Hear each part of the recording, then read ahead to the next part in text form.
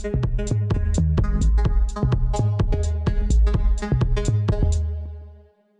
right, guys. So here with Bud, and Bud, you got some cool new stuff rolling out. Why don't you tell us about it, and I'll ask you a few questions about it. Yeah, coworker of mine, Rebecca, and I started a podcast called Let's Talk Diaspora.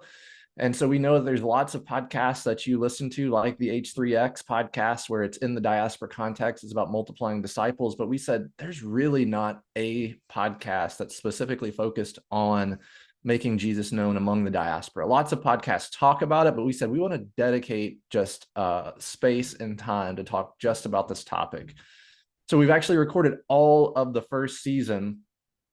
And at the beginning, we said, what is the goal of the first season? And it's like, we want to define what is diaspora missions, why is it important, and what's some ways to get started. And then in that kind of context, we're having interviews with people. So like we interviewed Jane Behan as well, which you heard on the H3X podcast. We also interviewed a Muslim background believer from Afghanistan who works in our city. We have his story. And then there is a retired school teacher that I work with who's engaging Afghans in our city, and we interviewed her. So we're trying to just get a good perspective of different types of people that are doing the work and just telling their story and talking about how important and how strategic diaspora engagement is in the West. Man, that's good. Yeah, as you said, that really is pretty central to what we try to focus on with the H3X podcast. It comes in and out for us, but there's a huge need for what you guys are doing. And even in your content, you talk about just how important it is that we talk about this, and the reason why we don't talk about it more probably being because there's just not a lot of conversation about it. And so you're really stirring up that conversation. What are some of your hopes that as people listen, that they will that they'll take away, or that how will this like inject into the conversation, especially here in North America, and increase focus on this?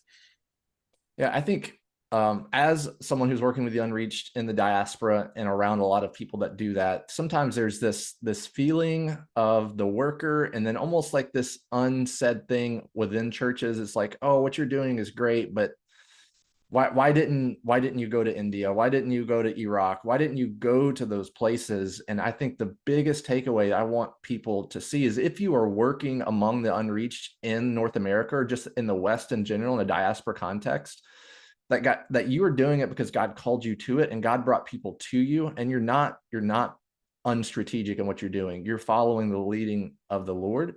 And for church leaders to see that and say, we want to champion that, and we want to see churches and church leaders come alongside people who are intentionally working with the diaspora and saying, we want to commit energy to this.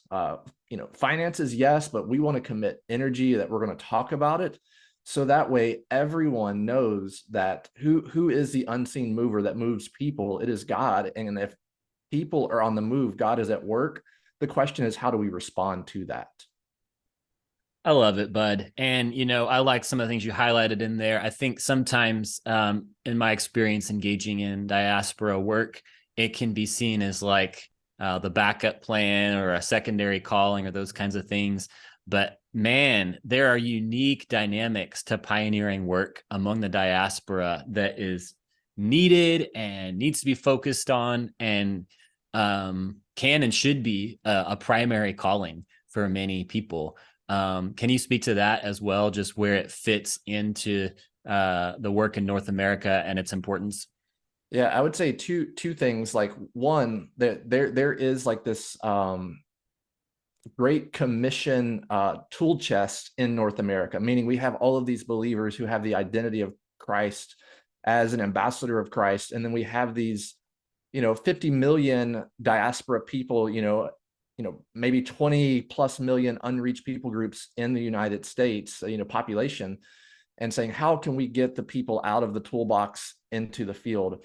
And so even just starting with talking about what is the biblical basis of diaspora missions, because knowing that the people that are kind of in church leadership, who are in churches, like they love the Lord, they want to obey the Bible, and just saying it's throughout the entire Bible. The other thing I would say is, we don't have this figured out. Like, we need more people to contribute, because we just don't have it figured out. We need more pieces doing different things. We need people who are doctors sharing the gospel with Pakistani coworkers. We need people who are IT specialists sharing the gospel with their Telugu speaking Indian friends. We need people in every role of society to have a vision for this, because that's where the diaspora is. It's in every part of our society. A lot of people think, oh, it's the refugees. Yes, but probably the largest underserved population segment of the diaspora are your upwardly mobile Muslim and Hindu and Sikh people who make 3 times what I make. They're millionaires, and they're so insulated that they can live their entire lives here and never have a meaningful friendship with a Christian or hear the gospel. Do you see this serving both the missionary leaders that are the practitioners, those called to engage and work in the field, as well as the mobilizers? Yeah, I would say this should serve both, and then I'll kind of give you a picture of where it's going. So when I think of the practitioner, my hope is that it would be an encouragement to you, and then you would immediately want to share it with, a partner, a church leader, a church, a family member of like, listen, I'm not crazy. This is really a thing. So it will serve you in that way, but two, it'll just be an encouragement that you are not alone. And then for those mobilizers, those people who are in churches, missions pastors, then being able to have a pathway for them to say, okay, God is calling you to serve cross-culturally. Maybe you have a family issue that you can't go. Maybe that family issue is not a burden, but it's an opportunity for you to stay and engage the unreached here. And so I just know so many missionaries who have served faithfully overseas, have to come back for various issues. And it's like that stage of their life is finished. But deep down, when you talk to them, the calling has not left, and just saying there is a pathway for you to continue what God started. So good. Anything else that you feel like people should know about the podcast? Yeah. One thing I said I was going to do that I didn't do is just kind of give you a little roadmap of where we're going. So season 1 is kind of Diaspora Missions 101. Season 2, we're going to be talking about strategy. Like how is this strategic in the completion of the Great Commission? We're going to then move to season 3, like practical equipping and resources. So even just trying to build, like even as more people start listening, we want to get very, very practical. Here's ways that you can just go meet your neighbor and share the gospel with them, have a meaningful spiritual conversation.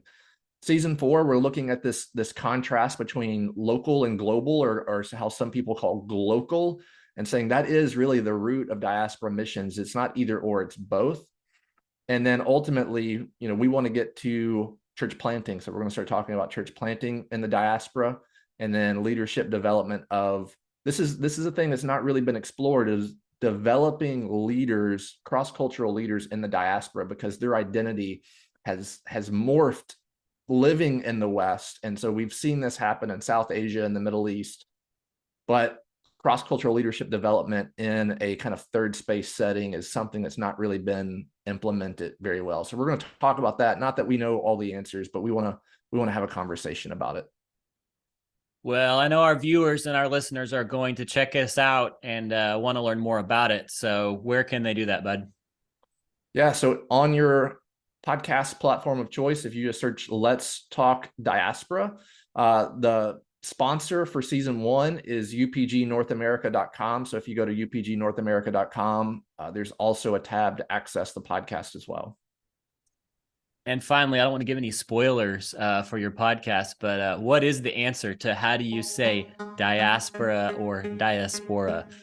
There's diaspora, diaspora, but we actually did some research. I'm a researcher, so we researched this really well, and it's Let's Talk Diaspora.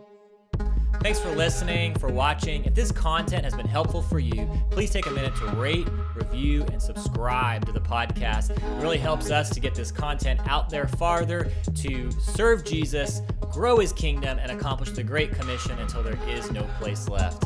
Much love to you guys. See you next time.